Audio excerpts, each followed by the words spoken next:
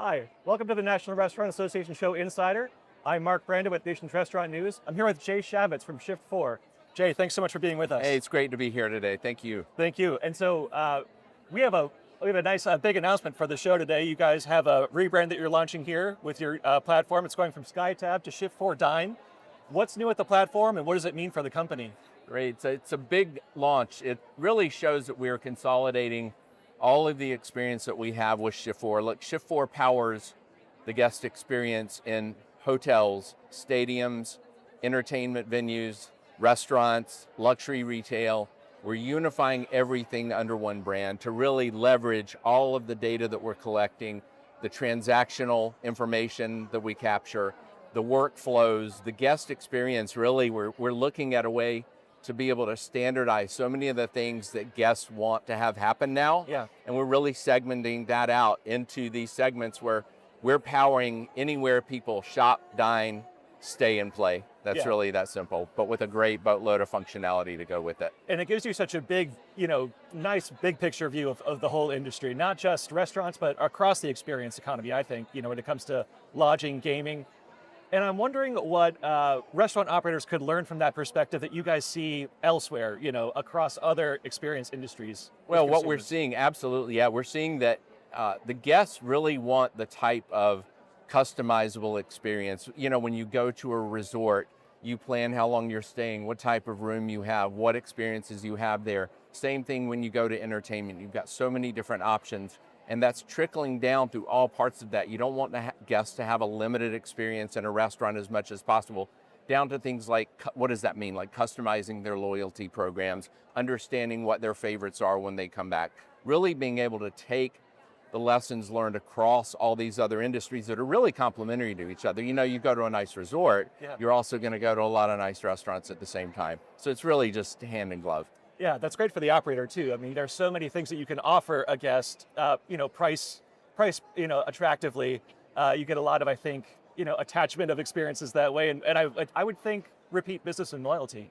Yes, we're seeing a huge demand for that. And the data that's captured and really making the whole loyalty transaction part as seamless as possible. People don't want to be pulling out plastic cards anymore. There's just a whole new paradigm on how the guests want to engage with loyalty and what happens when they're going to be redeeming, what type of data we're collecting about them. Some people, and we make it optional. Some people don't mind you having every bit of contact information. Some people want it to be fairly anonymous. Sure. And we're really looking at different ways to capture it both ways, give the best choice to which merchants want to do it each way. That sounds great. Is that a kind of a heavy lift in terms of tech investment?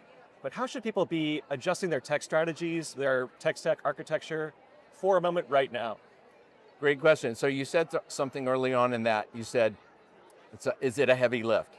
So what we want it to do is a heavy lift for us, for sure. But we do that so it doesn't have to be a heavy lift for the merchant, right? For the restaurant operators, we want them to be able to take something that is frictionless, as seamless as possible, and give them these tools that they can spend more time operating than trying to figure out how to leverage all this heavy lifting that we've already done for them.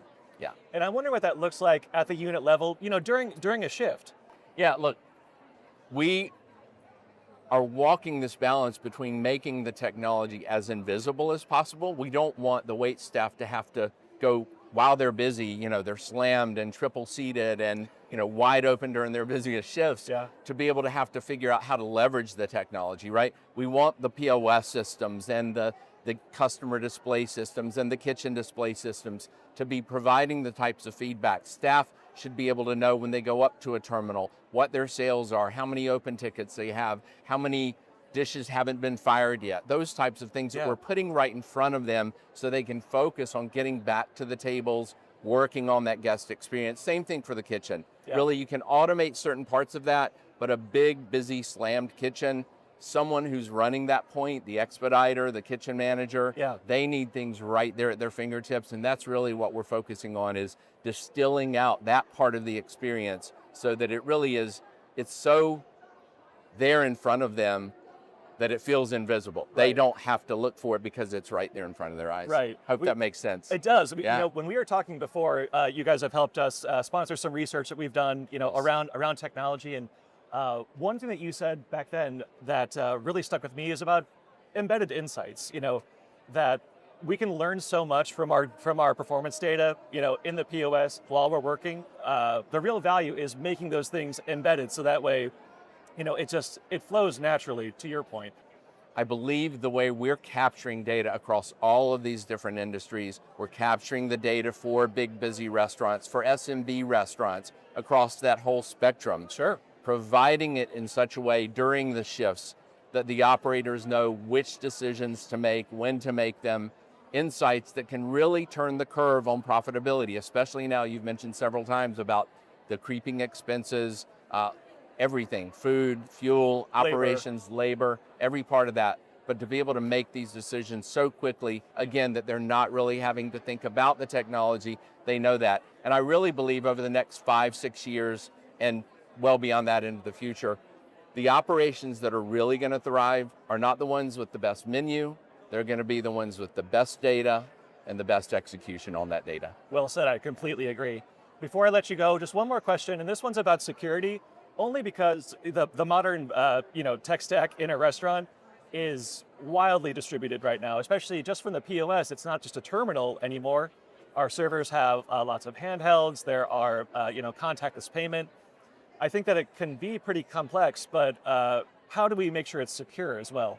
Look, we make huge investments in security, and Shift4 going way back to the origins of P2P encryption, right? That was the fundamental standard and still is today for payments. We extend that same technology, the same security into every system that we have, so the operators do not have to worry about security. They go in with the platform, they know that end to end, front to back, it's secure. They log into a website. They're not storing data locally anymore. They're not having the risks that we saw with PCI back in the mid-2000s. Right. It's really evolved into a situation where we are managing the data and the security and the operations so they don't have to. Really making it simple. It is nothing but simple on our side.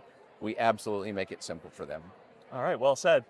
Well, Jay, that's everything I had for you. Thank you so much for joining us. I know you've got a busy show. So have a great show. This is going to be awesome. Good to see you, man. Thanks so much.